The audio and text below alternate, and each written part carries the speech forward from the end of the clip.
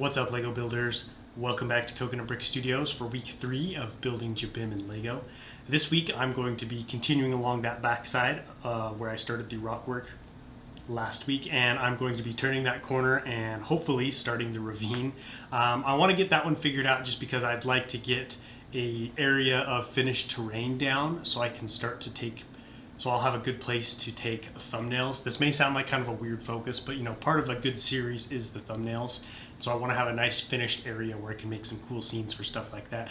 And I just want to see, what the ravine's going to look like. And because it's lower, I'm going to probably need to have that area finished, or at least figured out, before I can move around and continue that wall and then build the mock on top of it. All that being said, good stuff planned. And another thing I'm really going to try to work on is what kind of footage I'm putting into these videos. I'm trying to get more creative and trying to get better at how I tell the story of this mock coming together in each update. What I mean by that is like time lapses, voiceovers, camera angles. I really want to get better at all that instead of just showing you guys like me with a camera pointing out things. I think that's good, but I also want to intermix new and different things to kind of spice up the way these updates are given to you guys. So that way, even if there isn't a whole lot of content or building progress being done, it's still a good, fun, entertaining week for you guys and for me. All that being said, if you're excited to see what goes down this week, don't forget to execute Order 66 on that like button. And while you're down there, if you haven't already, consider subscribing and tapping that bell so you'll be notified as soon as the next episode comes out. All that being said, it's time for me to get building. I'm getting right into the rock work this week, continuing on where I left off. This area is going to be a little bit more critical than where I started, because where I started was so flat, you just kind of put rock work up and then just went from there. But I'm going to start turning the corner over here pretty soon to my left, and I need to figure out how I'm going to do that because I want it to look nice, obviously. And corners are tough with rock work because it can be very easy to make them look very square-like, almost like you're turning like a 90-degree angle corner. And I want it to be as rounded as possible, but that being said, I do have a little bit of wiggle room and leeway on this corner in particular because it is the corner of like a ravine.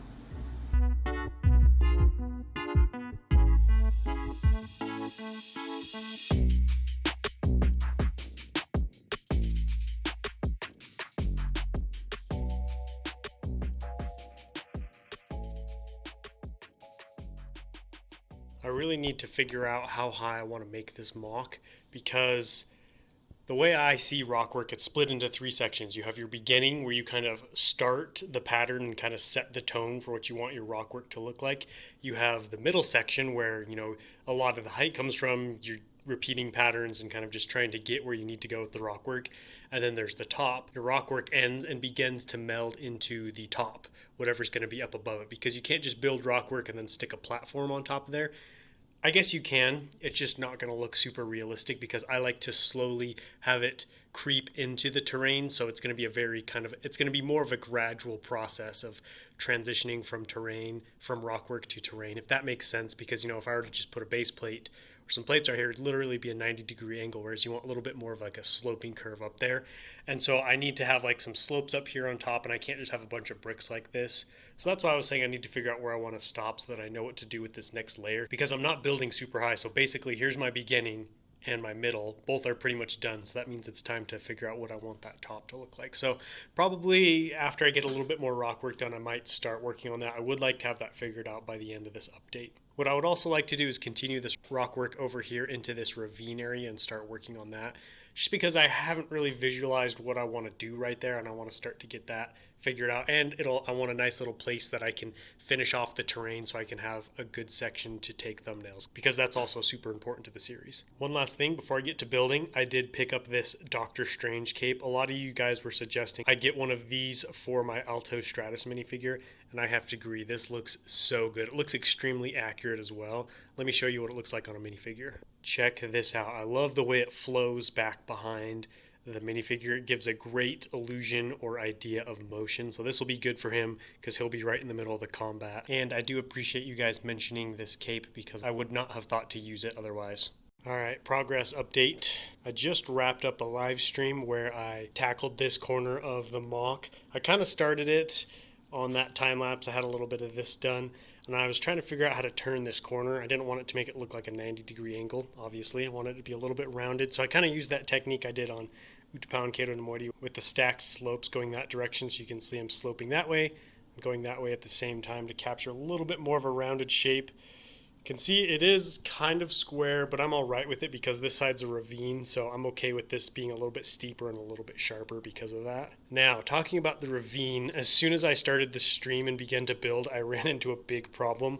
So initially I was planning on having the ravine be this chunk right here and just have this wall run behind it. And as I started to build, I realized I forgot this wall is not going to be completely flat, right? It's going to have to be rounded to follow that shape and to give it a natural look. And so if I were to do that, I'd have to encroach on the space that I had set apart for the ravine, which the ravine was going to be about this big. And you can see after the wall, I would have about three studs worth of area for a ravine, which is absolutely nothing. I can't do anything with that. So I actually had to add on another 6 to 8 studs right here just to give myself a little bit more room to work with. And I'm pretty happy with how it looks now. You can see I'm continuing this wedge plate base from this side over to here, and I'm really happy with these angles that I'm achieving. And I did a second layer up on top here because I wanted this to look very layered and very sloped. And I think it makes it just look like different layers of sand and dirt that's been built up, because who knows, this ravine could have been a river bed at one point, so there'd be lots of layered silt down there at the bottom. The rock work over here is a little bit more jagged and a lot less flat than over here, and I like that. You can see there are a lot more bricks on their side. That's a technique I've been trying to incorporate more of. Overall, this is all coming together very nicely. Probably gonna have to wait to tackle this section until I get some more wedge plates in. I'm dangerously low on those. Another technique I wanted to talk about is the ravine floor and where the bottom meets the rock wall. And a lot of these are slopes that have been set on a brick. This is what I'm talking about right here. So take off this wedge plate, and you can see it's just a 2x4 block right there with a slope on top. And I did that for a very specific reason, because I didn't want there to be another 90-degree angle right here. All about that 90, I hate those 90-degree angles, as you can tell. And I didn't want this floor to come and just smash into the rock wall like that. So I built everything up one brick, and that way I can go back in after it's up and add in wedge plates, cheese slopes, tiles, anything I want to kind of break that up and make it look a little bit more gradual. And the more parts that I use, the more it's going to look like piles of dirt, piles of rubble, things that have just been swept to the side here and left here. That's why it looks kind of messy like that on the bottom. I think that helps make it look more accurate to what you would actually see. But enough said, it's time to get back to work. To end this week, I'm actually not going to continue work on the ravine. I'm going to start figuring out what the upper terrain is going to look like and how it's going to plane into the rock work. Like what I was telling you guys earlier, how it's important for me to figure out where the right height is so I can figure out like what this last layer of rock work needs to look like, because there has to be certain bricks for me to be able to properly meld the rock work into the terrain, because you can see what I'm doing is a very layered technique, and so I need bricks that can be broken off easily and that are only 1 brick tall, because a lot of my slopes are 2-3 bricks tall, and those won't really work for a top layer. Blending the top layer into the rock work is a pretty tricky matter. You don't want to make it look too angular, but you don't want too many bricks to make it look weird, so it's definitely a tough balance. But we'll talk about that more next week. Another week down. I can't believe we're already 3 weeks into Jabiim. Next update, week number 4, is going to be a month into Jabiim, which is wild considering it feels like I just started it. But that's kind of how some of these mock projects go. You get started and the weeks just start going faster and faster, which is a good thing and a bad thing. I'm glad I was able to figure out what I wanted to do with that ravine and how I was going to actually make it work. Like I said, with that rock wall protruding out and kind of eating up some of the space of the ravine, I'm still not 100% sure of what's going to happen there, but I'm at least at a good place where I realized that there's going to be an issue there and I've started to address it. And I think over the next couple of weeks I should have that finished. Thank you guys so much for watching. I really do appreciate it. Don't forget to let me know what you thought about this episode down below in the comments. I've really been loving your guys' feedback on this mock especially. I've been getting some great suggestions, so keep it up. And I will catch you guys in the next one, but until then, happy building.